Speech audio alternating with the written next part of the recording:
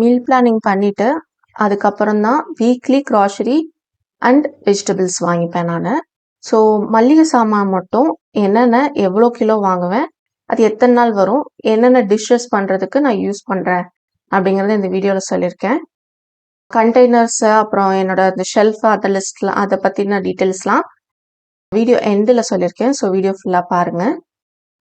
And வந்துட்டு நம்ம சேனலுக்கு இது வரைக்கும் நீங்கள் சப்ஸ்கிரைப் பண்ணல, நம்ம சேனல் யூஸ்ஃபுல்லாக இருக்குது அப்படின்னு நினச்சிங்கன்னா please to consider subscribing to our channel. இன்னும் 1 lakh கொஞ்சம் தூரம் தான் இருக்குது. உங்கள் சப்போர்ட் இருந்தால் சீக்கிரம் ரீச் பண்ணிடலாம். ஸோ ஃபஸ்ட்டு வந்துட்டு தால்லேருந்து பார்க்கலாம். துவரம்பருப்பு பார்த்தீங்கன்னா 1 கிலோ வாங்குவேன். 1 கிலோ வந்துட்டு எனக்கு ஆல்மோஸ்ட் 1 month ஃபுல்லாகவே வரும். ஏன்னா நான் மீல் பிளானிங்கில் வீக்லி ஒன்ஸ் ஆர் ட்வைஸ் வர மாதிரி தான் சாம்பார் வர மாதிரி தான் எழுதுவேன். ஸோ அது தவிர சாம்பார் சாதமாக சேர்த்து வைக்கும் போது கொஞ்சம் கூட பருப்பு தேவைப்படும். சாம்பார் சாதம் வச்சேன்னா ஒரு வாட்டி தான் சாம்பார் இருக்கும், இல்லைன்னா 2 வாட்டி சாம்பார் இருக்கும். அடுத்தது பார்த்தீங்கன்னா பாசிப்பருப்பும் 1 கிலோவாக வாங்குவேன். அது வந்து 1.5 மாதத்துலேருந்து 2 மாதம் வரைக்கும் வரும். பாசிப்பருப்பு வந்துட்டு பொங்கல் செய்கிறதுக்கு அண்ட் வந்து கிச்சடி செய்வோம். கிச்சடி செய்கிற அந்த வாரத்தில் வந்து கிச்சடி மீல் பிளானில் எழுதியிருக்கேன்னா பொங்கல் இருக்காது. ஏன்னா கிச்சடி செய்யும் போது பருப்பும் அரிசியும் ஈக்குவல் ரேஷியோஸ் போட்டு செய்யணும். ஸோ அப்போ இருக்காது. அந்த மாதிரி அட்ஜஸ்ட் பண்ணிப்பேன். அது தவிர கூட்டு ஏதாவது பண்ணணுன்னா மட்டும்தான் பாசிப்பருப்பு எடுப்பேன். ஸோ 1.5 மாதத்துலேருந்து 2 மாதம் வரைக்கும் அது வரும். அடுத்தது உளுந்தம்பருப்பு இட்லி செய்கிறதுக்கு தேவைப்படும். வீக்லி ஒன்ஸ் கண்டிப்பாக கிரைண்டர் போட்டுருவேன். ஸோ அதனால் எனக்கு 2 கிலோ தேவைப்படுது ஒரு மாதத்துக்கு. இப்போ 2 கிலோ தேவைப்படுதுன்னா 2 கிலோவும் அட் அ டைமில் வாங்க மாட்டேன். அது தீந்துருச்சு அப்படின்னா அன்னைக்கு மீல் பிளானிங் எழுதிட்டு அந்த லிஸ்ட்டில் தேவைப்படுதுன்னா அந்த லிஸ்ட்டில் க்ராசரியில் மளிகை சாமான் லிஸ்ட்டில் எழுதிட்டு அதுக்கு அடுத்தது அந்த 1 கிலோ தீரும் போது தான் அடுத்த 1 கிலோ வாங்குவேன். வடைலாம் நாங்கள் ரொம்ப அவ்வளோவா செய்ய மாட்டோம். அது தவிர இட்லி பொடி செய்கிறதுக்கு உளுந்தம்பருப்பு யூஸ் பண்ணிப்பேன். அடுத்து பார்த்தீங்கன்னா கடலைப்பருப்பு வந்துட்டு வாழைப்பூ வடை, பீட்ரூட் வடை, இந்த மாதிரி வெஜிடபிள்ஸ் சேர்த்து செய்கிற வடைக்கு நான் யூஸ் பண்ணுவேன். அது தவிர பருப்பு உருண்டை குழம்பு இது பண்ணுறதுக்கு கொஞ்சம் யூஸ் பண்ணுவேன். அப்புறம் பொடி செய்கிறதுக்கு யூஸ் பண்ணுவேன். இது 1/4 கிலோ 1/2 கிலோ தான் வாங்குவேன். 1/2 கிலோ வாங்கினேனாலே எனக்கு ஆல்மோஸ்ட் 2 months வந்துடும். ஏன்னா நாங்கள் ரொம்ப அவ்வளோவா செய்ய மாட்டோம், யூஸ் பண்ண மாட்டோம். ரொம்ப வாங்கி வச்சா பூச்சி ஏதாவது வந்துருங்கிறதுனால நான் ரொம்ப வாங்கி வைக்க மாட்டேன். ஸோ வந்து இது கடலைப்பருப்பு இது இவ்வளோ தான் வாங்குவேன். அடுத்தது பார்த்தீங்கன்னா ரவை வந்துட்டு 1/2 கிலோ வாங்குவேன். இப்போது ஒரு வாரத்தில் வந்துட்டு மீல் பிளானிங்கில் வந்து ரவா உப்புமா எழுதுனேன்னா அடுத்த வாரம் வந்துட்டு சேமியா தான் இருக்கும். ஸோ நான் 1/2 கிலோ வாங்கினேன்னா அது வந்து 2 வாரத்துக்கு எனக்கு தாராளமாகவே போதும். அதை தவிர இந்த ரவா பாயசம் அந்த மாதிரி ஏதாவது செஞ்சால் யூஸ் பண்ணுறதுக்கு எடுத்துப்பேன். அது தவிர மற்ற எதுக்கும் அவ்வளோவா ரவை நான் யூஸ் பண்ணுறது கிடையாது. முன்னாடி அப்பம் செஞ்சுட்டு இருந்தேன். இப்போது நான் வந்து செய்கிறதில்ல அது அவ்வளோவா.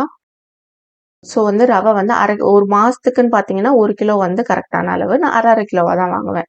அடுத்தது காஞ்ச மிளகாய் ரெட் சில்லி வந்து 1/4 கிலோ வாங்கிட்டு அது காம்பை மட்டும் கிள்ளிட்டு நம்ம அது மாதிரி பாட்டிலில் ஸ்டோர் பண்ணி வச்சோன்னா ரொம்ப நாள் நல்லாயிருக்கும். 1/4 கிலோ வாங்கினேன்னா 2லேருந்து 3 மாதத்துக்கு தாராளமாக வரும். அதோட காரத்தை பொறுத்தது. இப்போ இருக்கிறது பார்த்தீங்கன்னா அது பயங்கர காரமாக இருக்குது. ஸோ சட்னிக்கெலாம் நான் 1 மிளகா போட்டாலே நல்ல பயங்கர காரமாக இருக்குது. காரம் கம்மியாக இருந்தால் 2 மிளகா 3 மிளகா போடுவேன். அடுத்து பார்த்தீங்கன்னா பாஸ்மதி அரிசி வந்துட்டு கண்டிப்பாக எங்கள் வீட்டில் வந்துட்டு கீ ரைஸு இல்லைனா வந்து புலாவ் இல்லை வந்து பிரியாணி ஏதாவது கண்டிப்பாக இருக்கும். ஏன்னா என் பையனுக்கு அந்த பாஸ்மதி அரிசியில் செய்கிறது ரொம்ப பிடிக்கும். So weekly once or twice வந்துட்டு பாஸ்மதி அரிசி யூஸ் பண்ணுற மாதிரி மீல் பிளானிங் எழுதிடுவேன். ஸோ 1 கிலோ நான் வாங்குறேன் அப்படின்னா அது எப்படியும் ஒரு 2 வீக்ஸுக்கு வரும். 2 வீக்ஸ் கழிச்சு அது தீர்ந்ததுக்கு அப்புறம் தான் அடுத்து மறுபடியும் வாங்குவேன். ஏன் நான் அது தீர்ந்ததுக்கு அப்புறம் தான் வாங்குறேன் அப்படின்னா அப்போ தான் வந்து ஸ்டோர் பண்ணி வச்சுக்கிறதுக்கு எனக்கு கொள்ளளவு கரெக்டாக இருக்குது. ஸோ அதனால தான் அந்த மாதிரி தீர்ந்ததுக்கு அப்புறம் தான் வாங்குவேன். எக்ஸ்ட்ராவாக வாங்கி தேவையில்லாமல் சேர்த்து வச்சு பூச்சி வருதோ இல்லை வந்து யூஸ் பண்ணாமல் போயோ அந்த மாதிரி ஆகிறதுக்கு வாய்ப்பே இல்லை இந்த மாதிரி பண்ணும்போது. அடுத்து பார்த்தீங்கன்னா கடலை மாவு நாங்கள் ரொம்ப பஜ்ஜிலாம் போட மாட்டோம். இந்த கடலை ஐட்டம்ஸ் வந்து அவ்வளோவா ஒத்துக்காது எங்களுக்கு. ஸோ பஜ்ஜி அவ்வளோவா போட மாட்டோம். பட் இந்த குழம்பெல்லாம் திக்காக்கணும், புளிக்குழம்பு வைக்கிறீங்க அது திக்காக்கணும், ரொம்ப தண்ணியாக இருக்குன்னா கொஞ்சம் அதை மிக்ஸ் பண்ணி போடும் போது டக்குன்னு திக்காகும். பூரி மசாலா செய்யும் போதும் அதே மாதிரி கடலை மாவு போடலாம். அதுக்கு தான் கடலை மாவு யூஸ் பண்ணுவோம். 1/2 கிலோ வாங்கினேன்னா ஆல்மோஸ்ட் 6 monthsக்கு அதை வச்சுருப்பேன். அடுத்து பார்த்தீங்கன்னா அரிசி மாவு வந்துட்டு கொலக்கட்டை பண்ணுறதுக்கு யூஸ் பண்ணுவோம். நான் வந்து இடியாப்பம் வந்து செய்ய மாட்டேன். என்னால் கண்டிப்பாக புளியவே முடியாது. அதுக்கு நான் கொழுக்கட்டை வந்து ஈஸியாக செஞ்சுருவேன். அரிசி மாவு பார்த்தீங்கன்னா அரிசி மாவாக வாங்காமல் இடியாப்ப மாவாக வாங்கி வச்சுப்பேன். ஏன்னா அது வந்து ரோஸ்ட் பண்ணியிருப்பாங்க. ஸோ வந்து அப்படியே நம்ம கொழுக்கட்டை செய்கிறதுக்கு ஈஸியாக இருக்கும். இல்லைன்னா கொழுக்கட்டை மாவாக வாங்கிக்கலாம். அது தவிர கிறிஸ்பியாக வரதுக்கு ஏதாவது ஃப்ரை பண்ணுறோம், சிக்கன் ஃப்ரை பண்ணுறோம், இல்லை வேறு ஏதாவது காலிஃப்ளவர் ஃப்ரை பண்ணுறோன்னா அப்போ வந்து ரைஸ் ஃப்ளார் தேவைப்படும். இதுவும் பார்த்தீங்கன்னா 1/2 கிலோ தான் வாங்குவேன். 1/2 கிலோவே 3-4 மாதத்துக்கு தாராளமாக வரும். அடுத்து பார்த்தீங்கன்னா ராகி மாவு. இப்போ ஒரு டைம் ஒரு வாரத்துக்கு கண்டிப்பாக ராகி தோசை இருக்கும். ராகி மாவு நான் 1/2 கிலோ வாங்கினேன்னா அது வந்து ஒரு மாதத்துக்கு வரும். 1 கப் அரிசி மாவுக்கு 4 கரண்டி இட்லி மாவை சேர்த்து மிக்ஸ் பண்ணி தோசை ஊற்றினா கரெக்டாக இருக்கும். ஸோ அந்த மாதிரி பண்ணும்போது 3 வாரத்துலேருந்து 4 வாரம் வரைக்கும் வரும். இப்போ ராகி மாவு முடிஞ்சிருச்சுன்னா அடுத்து ராகி மறுபடியும் வாங்காமல் கம்பு வாங்குவேன். கம்பு மாவு முடிஞ்சதுக்கப்புறம் அடுத்து மறுபடியும் ராகி மாவு வாங்குவேன். எங்களுக்கு ராகி கம்பு தான் பிடிச்சிருக்கனால அதை ரெண்டும் மாற்றி மாற்றி ஆல்டர்னேட்டிவாக வாங்கிப்பேன். ரெண்டையும் அட் அ டைமில் வாங்கி வைக்கிறதில்ல, தேவையில்லாமல் வேஸ்ட் ஆகுது அப்படிங்கிறதுனால. அடுத்தது பார்த்தீங்கன்னா மைதா மாவு. மைதா மாவு வந்து நான் கேக் செய்வேன். கேக் செய்யும் போது நீங்கள் கேட்கலாம் ராகி யூஸ் பண்ணலாம், வீட் யூஸ் பண்ணலாம், அதான் ஹெல்த்தின்னு நீங்கள் நினைக்கலாம். பட் மைதாவில் செய்யும் போது வர டேஸ்ட் வேறு, வீட் ஃப்ளாரில் செய்யும் போது வர டேஸ்ட் வேறு. எப்பயாவது தான் கேக் வந்து சாப்பிட்றது.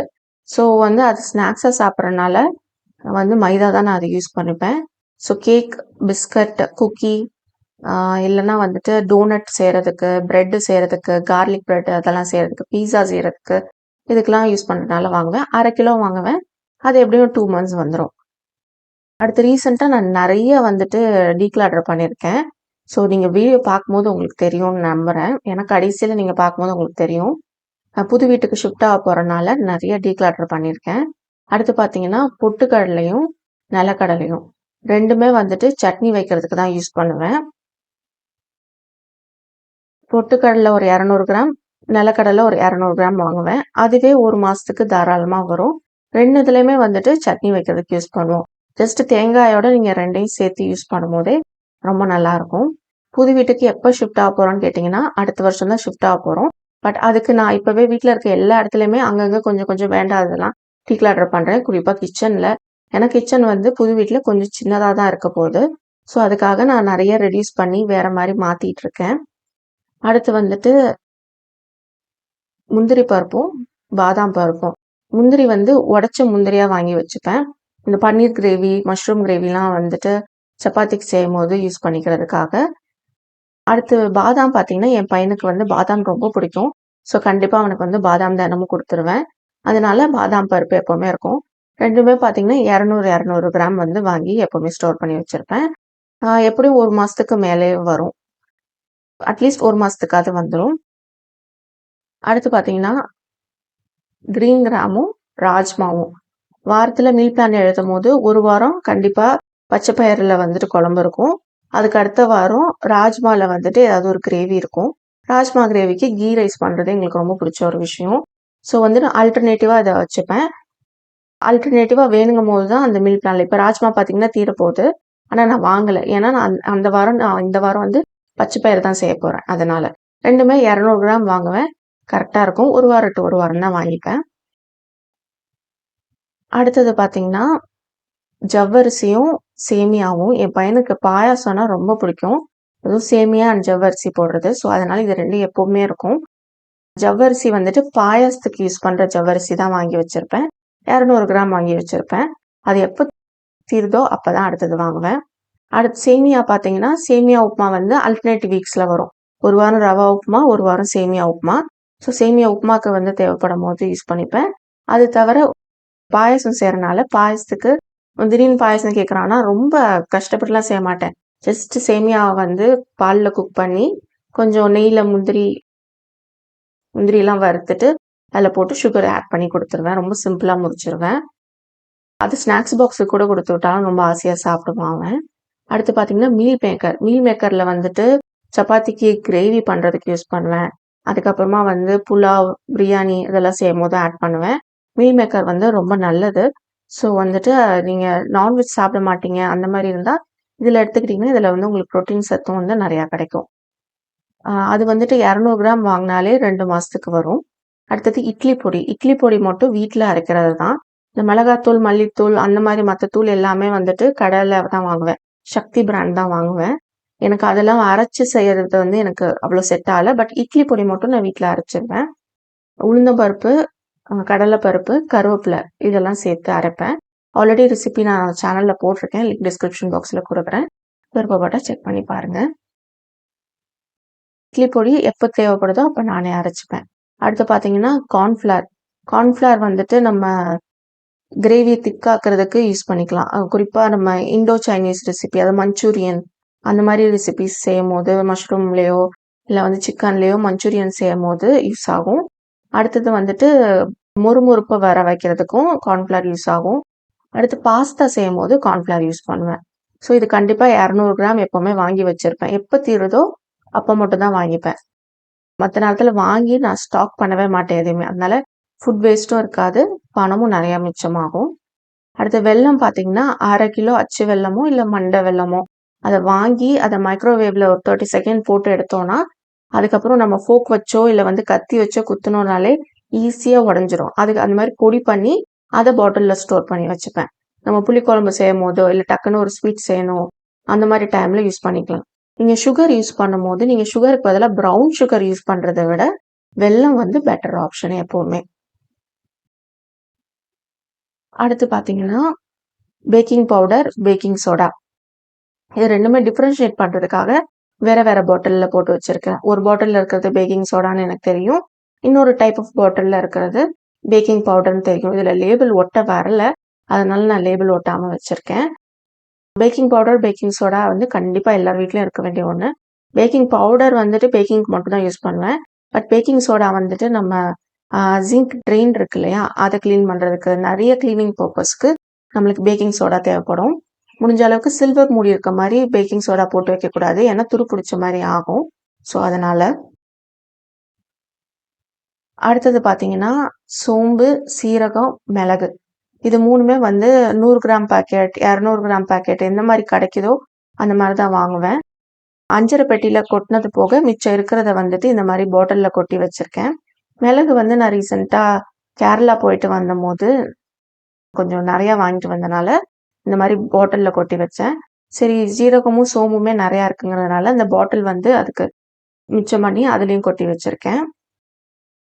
சீரகம், சோம்பு, மிளகு இது மட்டும் எப்போவுமே கொஞ்சம் எக்ஸ்ட்ரா இருக்கும், ஏன்னா உடனே தீர்ந்து போச்சுன்னா அரைக்கிறதுக்கெல்லாம் அதிகமாக யூஸ் பண்ணுவோம். குறிப்பாக நான்வெஜ் செய்யும் போது அதிகமாக யூஸ் பண்ணுவோம். தேங்காயோட அரைச்சிட்டு கடைசியில் தேங்காய் விழுது ஆட் பண்ணும் போது சோம்பு சேர்த்து அரைச்சிட்டு ஆட் பண்ணோன்னா நல்ல டேஸ்ட்டாக இருக்கும். ஸோ அப்போ திடீர்னு தேவைப்படும் நிறையா, அதனால இது மாதிரி தனியாக வாங்கி வச்சுருவேன். அடுத்து பார்த்தீங்கன்னா கசூரி மேத்தி. கசூரி மேத்தின்னா ஒன்றும் இல்லை, வெந்தயக்கீரை வந்து காஞ்சது தான் வந்து கசூரி மேத்தின்னு சொல்லுவாங்க. இது வந்துட்டு நம்ம பன்னீர் பட்டர் மசாலா அந்த மாதிரி பன்னீர் டிஷ்ஷஸ்லாம் செய்யும் போது கடைசியாக இது ஒரு ஸ்பூன் கையில் லைட்டாக தேய்ச்சிட்டு போட்டிங்கன்னா நல்ல வாசமாக சூப்பராக இருக்கும். ஸோ வந்து அதுக்கு போடுறதுக்கு, ப்ளஸ் நான்வெஜ்ஜில் வந்துட்டு நார்த் இந்தியன் டிஷ்ஷஸ் பண்ணும் போதெல்லாம் போடுறதுக்கு, ராஜ்மா மசாலா பண்ணும் போது போடுறதுக்கெலாம் வந்துட்டு ரொம்ப டேஸ்ட்டாக இருக்கும். அடுத்து பார்த்தீங்கன்னா புளி வந்துட்டு விலை வந்து இப்போலாம் ரொம்ப ஜாஸ்தி ஆயிடுச்சு. புளி வாங்கும் போது நல்ல பழைய புளியாக பார்த்து வாங்கினீங்கன்னா நீங்கள் கொஞ்சம் போட்டாலே நல்ல புளிப்பு டேஸ்ட் வரும். நான் அந்த மாதிரி தான் வாங்குவேன். 1/4 கிலோ வாங்கிப்பேன். 1/4 கிலோவே வந்துட்டு 1 மாதத்துக்கு தாராளமாக வரும். அது வந்து இந்த பீங்கான் ஜாடியில் தான் போட்டு வச்சுருக்கேன். இந்த பீங்கான் ஜாடி மட்டும் நான் எல்லாமே ரோட்டு கடையில் தான் வாங்கினேன். நல்லாவே இருக்குது. 100 ரூபா அந்த மாதிரி ரேட்டில் தான் வாங்கினேன். அடுத்து பக்கத்தில் இருக்க பீங்கான் ஜாரில் பார்த்தீங்கன்னா கல்லுப்பு இருக்குது. கல்லுப்பு வந்து 1 கிலோவாக வாங்கி போட்டு வச்சுப்பேன். கல்லுப்பு வந்துட்டு நான் மாவு அரைக்கிறதுக்கு யூஸ் பண்ணுவேன். அது தவிர ஃபிஷ் வாஷ் பண்ணுறதுக்கு யூஸ் பண்ணுவோம். வேறு எதுக்கும் கல்லுப்பு நாங்கள் யூஸ் பண்ணுறதில்ல. அதுக்கு மேலே ஒரு பீங்கான் ஜாடியில் செடி வச்சுருக்கேன். அடியில் ஹோல் இல்லையான்னு நிறைய பேர் கேட்டிருந்தீங்க.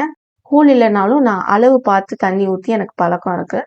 மண் தொட்டு பார்த்துட்டு ஈரம் இல்லைன்னா மட்டும் தண்ணி ஊற்றுவேன். அந்த மாதிரி ஊற்றி கூட நம்ம வளர்க்கலாம்.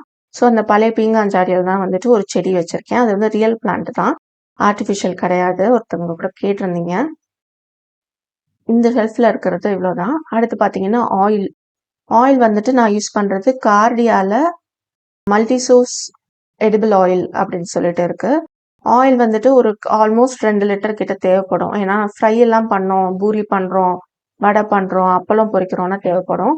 அடுத்து பார்த்தீங்கன்னா கீ வந்துட்டு ஜிஆர்பி இல்லைன்னா அமுல் இது ரெண்டில் எது கிடைக்குதோ அது 1/4 லிட்டர் எப்போவுமே வாங்கி வச்சுருப்பேன்.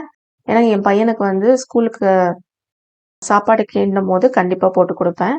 அதையும் சேர்த்து தான் மிக்ஸ் பண்ணுவேன். அதனால அதே மாதிரி சாம்பார் செய்யும்போது கடைசியாக ஒரு ஸ்பூன் போட்டால் ரொம்ப டேஸ்ட்டாக இருக்கும். அடுத்தது மல்லித்தூள், மிளகாத்தூள், மஞ்சள்தூள் இதெல்லாமே பார்த்தீங்கன்னா 200 கிராம் பேக்கெட்டாக வாங்கி போட்டு வச்சிருவேன். அடுத்ததுல இருக்க பீங்காஞ்சாடியில் இருக்கிறது வந்துட்டு சால்ட்டு, டேபிள் சால்ட்டு. மாவை தவிர மற்ற எல்லா டிஷ்ஷஸ்க்குமே வந்துட்டு நான் டேபிள் சால்ட் தான் யூஸ் பண்ணுவேன். ஸோ அதுதான் அந்த ஷெல்ஃபில் வச்சுருக்கேன். இதெல்லாம் மட்டும் அடிக்கடி எடுக்கிறதுனால அடுப்பு பக்கத்துலேயே வச்சுருக்கேன். சில பேர் எட்டி எடுக்கிற மாதிரி இருக்காதான்னு கேட்டிங்க. என் ஹைட்டுக்கு எனக்கு கம்ஃபர்டபுளாக தான் இருக்குது. அடுத்த ஷெல்ஃபில் என்ன இருக்குன்னா காஃபி, அது 200 கிராம். என் ஹஸ்பண்ட் மட்டும் தான் காஃபி, டீ சாப்பிடுவாரு. நான் வெறும் பால் தான் சாப்பிடுவேன். ஜஸ்ட் ஒரு ஸ்பூன் மட்டும் சுகர் போட்டு சாப்பிடுவேன். காஃபி, டீ, சுகர், பூஸ்ட் இல்லைன்னா போர்ன்விட்டா என்ன இருக்குதோ அது வரும். ஸோ சுகர் பார்த்தீங்கன்னா இதில் வந்து கொஞ்சம் தான் போட்டு வச்சுருப்பேன். மொத்தமாக எங்கே போட்டு வச்சுருக்கேன் அப்படிங்கிறத நான் அடுத்து காட்டுறேன். ஸோ இந்த ஷெல்ஃபில் இதுதான் இருக்குது. அடுத்தது 3 அஞ்சரை பெட்டி இருக்கும். ஒரு அஞ்சரை பெட்டியிலையும் என்னென்ன இருக்குன்னு தனித்தனியாக சொல்கிறேன். ஃபர்ஸ்ட் இதில் பார்த்தீங்கன்னா ஜென்ரலாக தாளிக்கு யூஸ் பண்ணுறது கடுகு, சீரகம், சோம்பு, மிளகு, வெந்தயம், உளுந்து இது எல்லாத்தையும் போட்டு வச்சிருக்கிறது தான். இந்த அஞ்சரை பெட்டி வந்து எனக்கு ரொம்ப ஸ்பெஷல். ஏன்னா இது வந்து என் அம்மா யூஸ் பண்ணது. ஸோ அதே தான் யூஸ் பண்ணிட்டு இருக்கேன் நான். மீதி 2 அஞ்சரை பெட்டி நான் அமேசானில் வாங்கினேன். அதோட link Amazon store front link description பாக்ஸில் இருக்கும். நீங்கள் வந்து அதில் செக் பண்ணி பார்த்துக்கலாம். நான் வாங்கின எல்லா ப்ராடக்டோட லிங்க்கும் இருக்கும். ஒருவேளை அந்த ப்ராடக்ட்ஸ் அதில் இல்லைன்னா அந்த ப்ராடக்ட் இப்போ அவைலபிளாக இல்லைன்னு அர்த்தம். இந்த அஞ்சரை பெட்டியில் பார்த்தீங்கன்னா காஷ்மீரி சில்லி பவுடர், கரம் மசாலா, அதுக்கப்புறமா சீரக பவுடர், மிளகு பவுடர் இதெல்லாமே போட்டு வச்சுருப்பேன். 50லேருந்து 100 கிராம் வரைக்கும் போட்டு வச்சுருப்பேன். எள்ளு, கசகசா, காஞ்சி திராட்சை இதுவும் ஸ்பேஸ் இருந்தனால அதையும் வந்து இதிலே போட்டு வச்சுட்டேன். இந்த மாதிரி அஞ்சரை பெட்டியாக போட்டு வச்சிருக்கும் போது எடுத்து போகிறதுக்கு ஈஸியாக இருக்குது. ஏன்னா இந்த தூள்லாம் பார்த்தீங்கன்னா ஆல்மோஸ்ட் ஒரே டைமில் யூஸ் பண்ணுற மாதிரி தான் இருக்கும். ஸ்பூனோட சேர்த்து போட்டு வச்சிருக்கும் போது ஈஸியாக இருக்கும். முன்னாடி சின்ன சின்ன பாட்டிலில் தனித்தனியாக போட்டு வச்சுருந்தேன். அதை விட இது வந்து ரொம்ப ஈஸியாக இருக்கனால இந்த மாதிரி வச்சுருக்கேன். நான் கலர் பவுடர் யூஸ் பண்ணுறதை டோட்டலாக அவாய்ட் பண்ணிட்டேன். கேசரி பவுடர் கூட யூஸ் பண்ணுறது இல்லை. அதுக்கு பதிலாக தான் காஷ்மீரி சில்லி பவுடர் வச்சுருக்கேன். கேசரிக்கெலாம் வந்து கலரே இல்லாமல் தான் நான் செய்கிறேன். இன்னொரு அஞ்சரை பெட்டியில் பார்த்தீங்கன்னா ஹோல் கரம் மசாலாஸ், பட்டை, கிராம்பு, ஏலக்காய், நட்சத்திர சோம்பு, பேலீஃப், லவங்க இலை இந்த மாதிரியான ஐட்டம்ஸ், கல்பாசி இது எல்லாமே வந்துட்டு பிரியாணிக்கு தேவையான எல்லாமே ஒரே பாக்ஸில் போட்டு வச்சுருக்கும் போது நம்மளுக்கு யூஸ் பண்ணவும் ஈஸியாக இருக்கும். அண்ட் வந்துட்டு இது மசாலாவோட ஸ்மெல்லெல்லாம் வந்து உங்களுக்கு ஒன்றும் ஆடாது, நல்லாவே இருக்கும். இந்த மாதிரி தான் நான் கிட்டத்தட்ட ஒரு 1 இயராக வச்சுருக்கேன். நல்லா தான் இருக்குது. இது 3மே பார்த்தீங்கன்னா ஷெல்ஃபோட அடியில் வச்சுருப்பேன். அது பக்கத்தில் இருக்கிறதுல பார்த்தீங்கன்னா இந்த டப்பாவும் வந்துட்டு அமேசானில் தான் வாங்கினது. நான் யூஸ் பண்ணுற எல்லாமே வந்துட்டு 95% வந்துட்டு சில்வர் இல்லைன்னா ஸ்டெயின்லெஸ் ஸ்டீல் இல்லைன்னா கிளாஸ் தான். இது வந்துட்டு கோதுமை மாவு மட்டும் நான் 2 கிலோ பேக்கெட்டாக வாங்குவேன். ஸோ 2 கிலோ பேக்கெட்டாக வாங்குறதுனால ஏன்னா ஒரு நாள் விட்டு ஒரு நாள் கண்டிப்பாக மீல் பிளானிங்கில் சப்பாத்தி ஆட் பண்ணியிருப்பேன். இல்லைன்னா சப்பாத்தி முடியலனாலும் கோதுமை தோசையை அதை ஆட் பண்ணியிருப்பேன்.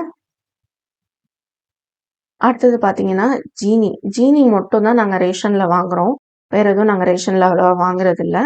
ஜீனி வந்து எங்களுக்கு வந்துட்டு எங்கள் கார்டுக்கு வந்துட்டு 2 கிலோ கொடுப்பாங்க. ஸோ 2 கிலோ வந்து கரெக்டாக 1 மாதம் எங்களுக்கு வரும். ஸோ வந்து 2 கிலோ இதில் கொட்டி வச்சுப்போம். அப்பப்போ வேணுங்கிறத மட்டும் மேலே உள்ள பாட்டிலில் கொஞ்சம் கொஞ்சமாக போட்டு வச்சுப்போம். ஸோ இதை தான் வந்து சுகர் மொத்தமாக எங்கே வச்சுருக்கேன்னு காட்டுறேன்னு சொல்லியிருந்தேன். இதுக்கு அடுத்து நிறைய பேர் இந்த ஓப்பன் பண்ண பேக்கெட்லாம் வந்துட்டு எங்கே வைப்பீங்க அப்படின்னு சொல்லி நிறைய பேர் கேட்டிருந்தாங்க. அதுக்கு மட்டும்தான் நான் ஒரு பிளாஸ்டிக் டப்பா ஒன்று யூஸ் பண்ணுறேன். இப்போது இந்த ஃபஸ்ட்டு நான் பருப்பெல்லாம் காமிச்சேன் இல்லையா, அதுலெல்லாம் வந்துட்டு ஃபுல்லாக எல்லாமே கொட்டி வைக்க முடியாது. ஒரு 800 to 900 கிராம்ஸ் தான் கொட்டி வைக்க முடியும் 1 லிட்டர் பாக்ஸில். அது மிச்சம் இருக்கிறதெல்லாம் கிளிப் போட்டுட்டு இந்த பாட்டில் தான் போட்டு வைப்பேன். இந்த மாதிரி இருக்கும்போது இன்வென்ட்ரி வந்துட்டு மேனேஜ் பண்ணுறது ரொம்ப ஈஸியாக இருக்குது. ஏன்னா நம்ம வீக்லி வந்துட்டு கண்டிப்பாக நான் செக் பண்ணிவிடுவேன் என்ன இருக்குது இல்லைன்னு பார்த்துருவேன். ஸோ அந்த மாதிரி பார்க்கறனால ரொம்ப ஈஸியாக இருக்குது. இதில் பார்த்தீங்கன்னா ரொம்ப முடியாத அளவுக்கு மீறாது. இதை விட அதிகமாக இது வரைக்கும் எனக்கு வந்ததே இல்லை. வீக்லி வாங்குறதுனால இந்த டப்பாக்குள்ளே எவ்வளோ கொள்ளுதோ அந்த அளவுக்கு தான் இருக்கும். அடுத்து பார்த்தீங்கன்னா அரிசி எங்கே வச்சுருக்கீங்கன்னு நிறைய பேர் கேட்டிருந்தீங்க. அரிசி வந்து 5 கிலோவாக வாங்குவோம். சாப்பாட்டு அரிசி வந்துட்டு மைசூர் பொன்னி புழுங்கல் அரிசி யூஸ் பண்ணுவோம். இந்த மிளகாய் சேர்த்து போட்டு வச்சிங்கன்னா பூச்சி எதுவும் வராமல் இருக்கும். அதனால தான் மிளகாய் சேர்த்து போட்டிருக்கேன். அடுத்து வந்து இட்லி அரிசி. இட்லி அரிசி வந்து 5 கிலோவா தான் 5 கிலோ பாக்கெட்டா இருக்கும் நாங்க வாங்குற சூப்பர் மார்க்கெட்ல. ஆனா 7 கிலோ கிட்ட எங்களுக்கு தேவைப்படும் 1 மந்த்துக்கு. சாப்பாடு அரிசி 5 கிலோவே வந்துட்டு 1 மந்த்துக்கு போதுமான அளவு. எங்க வீட்ல 3 பேர் இருக்கோம். ஸோ இது வந்து எங்க வைப்பேன்னா, ஷெல்ஃபுக்கு அடியில தான் வச்சிருப்பேன் கிரைண்டர் பக்கத்துல. அந்த 2 டப்பா தான் இருக்கிறதுலே வந்துட்டு ரொம்ப பெரிய டப்பான்னு சொல்லலாம். அது எல்லாமே பார்த்தீங்கன்னா 1 கிலோ 800 கிராம்ஸ். அந்த ஒயிட் கலர் லிட் போட்டது இது நிறைய பேர் கேட்டிருந்தீங்க. அது வந்து ஹோம் சென்டர் ப்ராடக்ட். அமேசான்ல அது இப்போ அவைலபிள் இல்ல. அடுத்தது ஓப்பன் பண்ணாத பேக்கெட்ஸ்லாம் எங்க வைப்பீங்க அப்படின்னு கேட்டிருந்தீங்க. இந்த மாதிரி ஒரு ட்ரே வச்சிருக்கேன். நான் அந்த வாரம் வந்து தீரப்போகுது அப்படின்னு தெரிஞ்சதுன்னா அந்த வாரம் லிஸ்ட்ல வாங்கிடுவேன். நான் எப்போ யூஸ் பண்றேனோ அப்போ எடுத்து கொட்டி வச்சிருவேன். ஸோ வந்து இந்த ஒரு ட்ரேல கண்டிப்பா நான் வாங்குற எல்லாத்தையுமே அடிக்கிட முடியும். அதுக்கு மேல வைக்க முடியாத அளவுக்கு நிறைய திங்ஸ் போகாது. வீக்லி வாங்குறதுல அதுதான். இன்வென்டரி மேனேஜ் பண்றது ரொம்ப ஈஸி. பணம் சேவ் ஆகும். நம்மளுக்கு வந்து என்ன இருக்கு இல்லைன்னு தெரியறதுனால ஃபுட் வேஸ்டேஜ் கண்டிப்பா இருக்கவே இருக்காது. அடுத்தது ஸ்நாக்ஸ் பார்த்தீங்கன்னா 3 பாட்டில் வச்சிருப்பேன். ஒரு இதில் எப்பவுமே மேரி பிஸ்கட் இருக்கும். சாயங்காலம் டீ கூட வந்துட்டு சாப்பிட்றதுக்காக. அடுத்தது ஏதாவது நான் செஞ்சது ஏதாவது இருக்கும். அதிரசம் பார்த்தீங்கன்னா வீட்டில் செஞ்சது. அதிரசம் இல்லைன்னா குக்கி ஏதாவது செஞ்சு வச்சிருப்பேன். இன்னொரு இதில் முறுக்கு ஏதாவது வெளியில கடையில் ஏதாவது ஸ்நாக்ஸ் வாங்குறாங்க அப்படின்னா அதை போட்டு வச்சுக்கிறதுக்காக ஒரு எக்ஸ்ட்ரா பாட்டில் இருக்கும். ஸோ இது 3 பாட்டிலுமே வந்துட்டு ஸ்நாக்ஸ்க்காக உள்ளது தான். இதோட லிங்க்ஸ் எல்லாமே பாட்டிலோட லிங்க்ஸ் எல்லாமே வந்து டிஸ்கிரிப்ஷன் பாக்ஸில் அமேசான் ஸ்டோர் ஃப்ரண்ட் லிங்க்னு இருக்கு. அது மாதிரி ஸ்டாண்டு பற்றி கேட்டிருந்தீங்க. நல்லா இருந்தா மட்டும்தான் நான் வந்து சொல்லுவேன் இந்த ஸ்டாண்ட் வந்து இங்கே வாங்கினது அப்படின்ட்டு. ஏன்னா நிறைய பேர் நல்லா இருக்கா வெயிட் தாங்குமான்னு கேட்டுட்டே இருக்கீங்க. நல்லா இருக்கு, வெயிட் தாங்குது, அமேசான்ல வாங்கினது. சென்ட்ரா இருக்கிறது வந்து நான் 5 வருஷம் முன்னாடி வாங்கினது. இப்போ அந்த ப்ராடக்ட் வந்து அமேசான்ல அவைலபிள் இல்லை. அதே மாதிரி ஒயிட் கலர் லெட் போட்டது இருக்கு பாருங்க, அதுவும் அமேசான்ல அவைலபிள் இல்லை. நான் எதெல்லாம் நல்லா இருக்கோ அதெல்லாம் அமேசான் ஸ்டோர் ஃப்ரண்ட் லிங்க்ல கொடுத்துருக்கேன். நீங்க செக் பண்ணி பார்க்கலாம். நல்லா இல்லைன்னா உங்ககிட்ட நான் கண்டிப்பா ரெக்கமெண்ட் பண்ண மாட்டேன். அண்ட் வந்து வீடியோ பிடிச்சிருந்தா லைக் பண்ணுங்க, ஷேர் பண்ணுங்க, கமெண்ட் பண்ணுங்க. அண்ட் மறந்துடாம நம்ம சேனலுக்கு சப்ஸ்கிரைப் பண்ணுங்க. தேங்க்யூ ஃபார் வாட்சிங்.